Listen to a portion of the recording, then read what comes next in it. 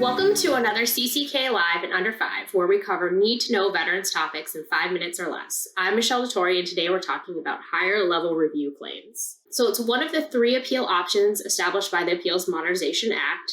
So there's a few benefits for it. So first, you're going to have a more experienced rating specialist looking at it. You can also request an informal DRO conference where you can point out errors made in a prior decision. This also gives you the opportunity to speak to somebody that would be deciding your case. You typically send to a different regional office than decided your original appeal or claim.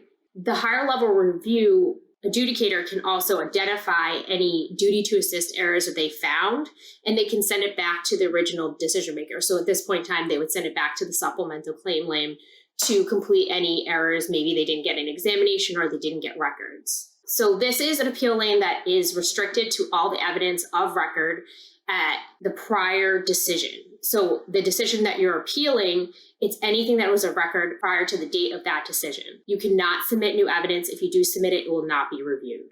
You file it on a VA Form 20-0966, application for higher level review. So there's a few things that the form will usually include. They'll ask you to be specific about the issues you're appealing, the date of decision you're appealing. You do have to sign this form.